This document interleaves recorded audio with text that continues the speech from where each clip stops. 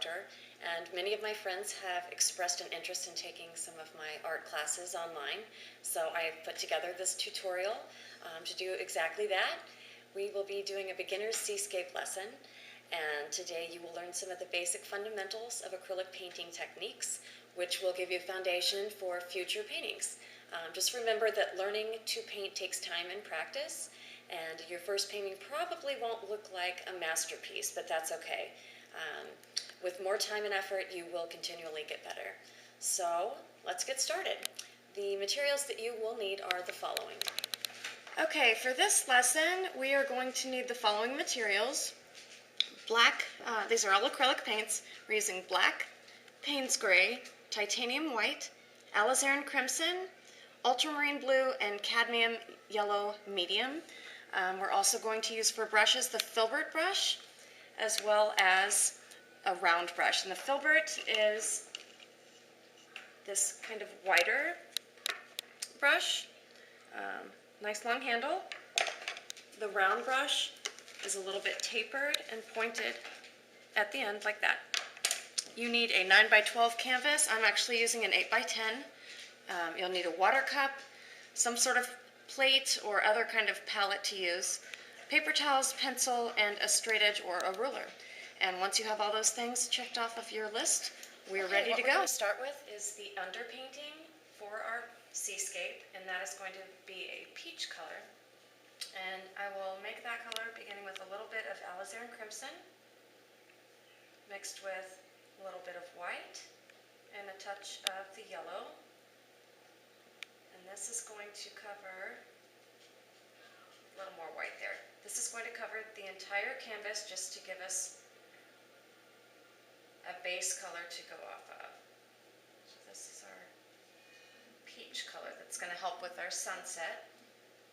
Okay, get plenty of it on your filbert. Make sure that your brush is wet, it's damp before you go into the paint, or it's going to soak it all up. And with horizontal strokes back and forth really quick, pick up a little water as we go. We're going to cover the entire canvas with this peach color. If you see it starts to resist a little bit, just get a little bit more water on your canvas. Very quick back and forth horizontal strokes with the wide edge of your brush. And again, this is just the underpainting, so it doesn't have to be perfectly executed.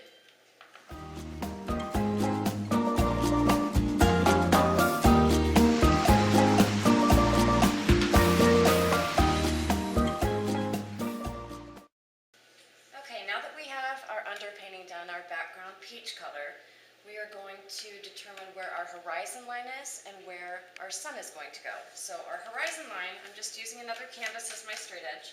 We're going to put it about a quarter of the way from the bottom of the canvas, straight across, and this is where I'm going to use my pencil and just lightly sketch in our horizon line. We'll just use that as a reference for where our paint's going to go.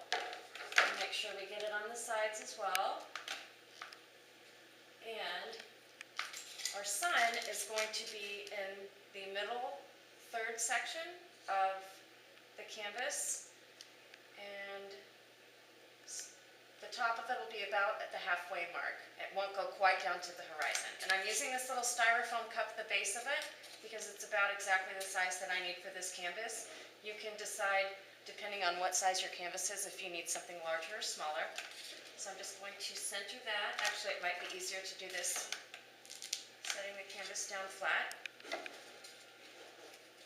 And I'm going to center that.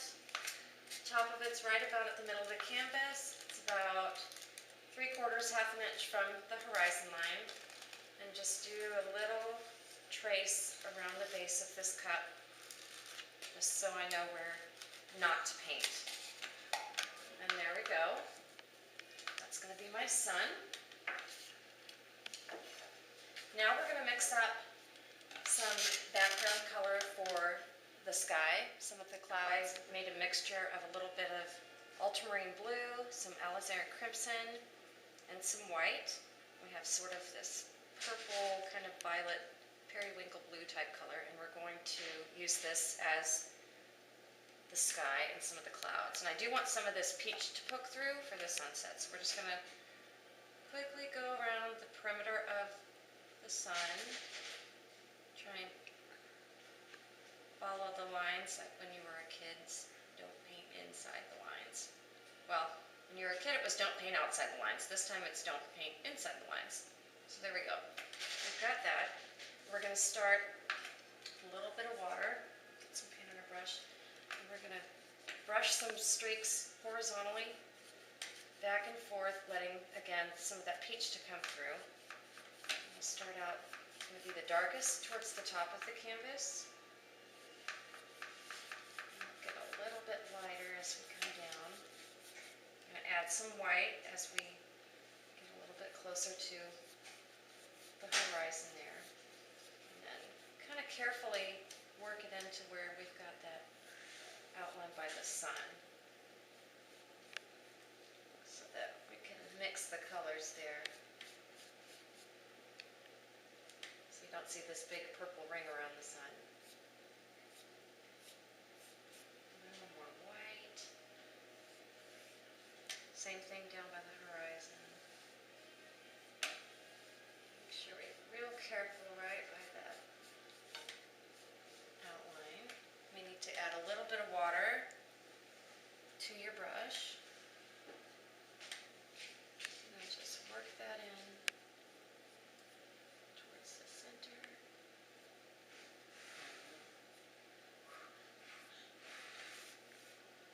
Okay. We will go back in and do a little bit more detail to the sun here. So if you have a little goof like I did there, don't worry about that. We're going to paint that too. Do a little bit more highlights and shading, but just to give you an idea of where your sun's going to be. And again, don't forget those sides. This doesn't need to be too careful. A few quick brush strokes at the top. A few on this side, and we are good to go. Okay, so now we have our sky, the beginning of it. We're going to go and let that dry a little bit and go down to the ocean and get some waves going on down there. We're going to wet our brush, still using our filbert. We're going to use the skinny side of it this way to make some movement and create some waves. So we're still going to use the same bluish purple color that we have, and we're going to add just a little bit of this Payne's Gray. It's a really dark, it's almost black, but not quite. And what we're going to do is, starting at the horizon, we're going to go ahead and get a nice straight line going. Maybe have to do that a couple times. And it's going to be really similar to this color here, just a touch darker.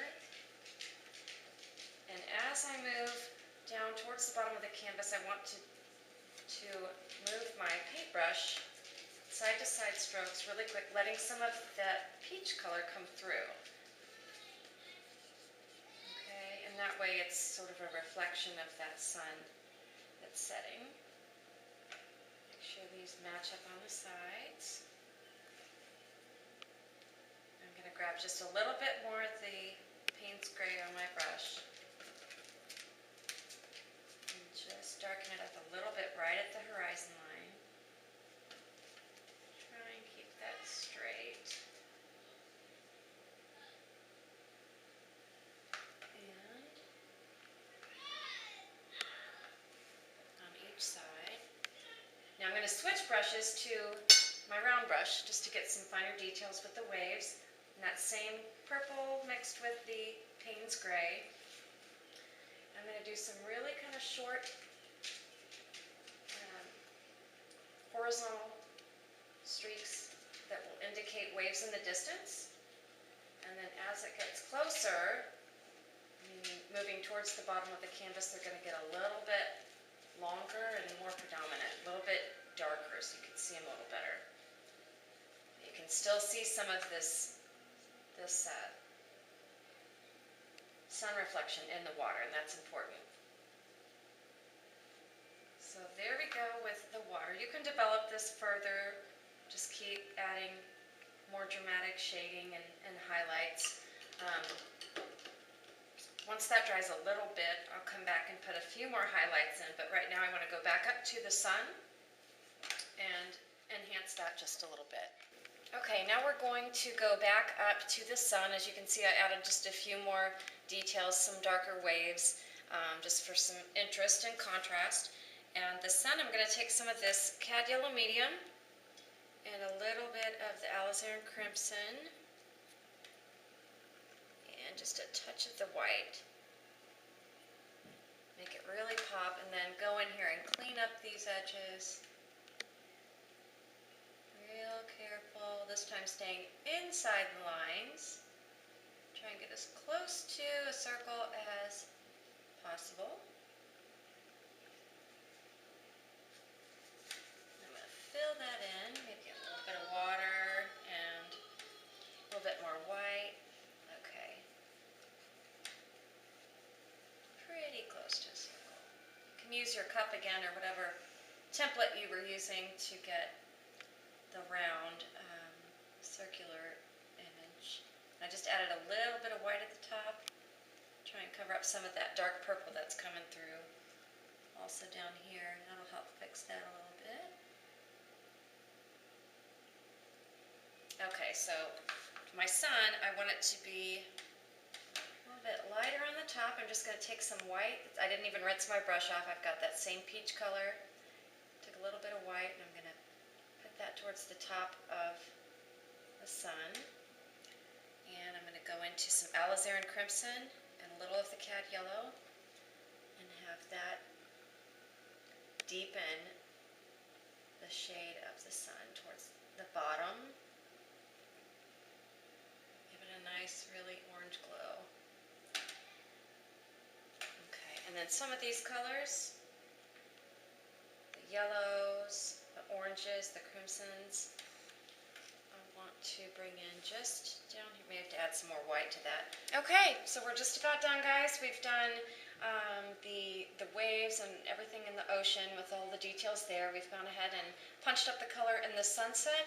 And lastly, we just have a couple little birds, some seagulls I want to put in the distance here. I'm going to use a little bit of water with my black paint, and I'm rolling my brush and moving it backwards. That way all the paint doesn't get stuck up here. It gets towards the end of the tip of the brush so we can have some nice detail. And let's see, I'm going to put one little guy, let's see, right over here, sort of just like a little V. Okay, and then at the ends I'm going to have the wings go up just a little bit. So there's one. Maybe do another one over here, make him a little bit bigger, do a V. And have the ends go up just a bit.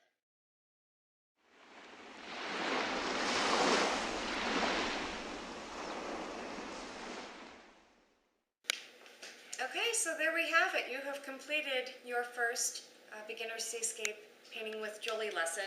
And as you can see, we finished up with a couple of little birds.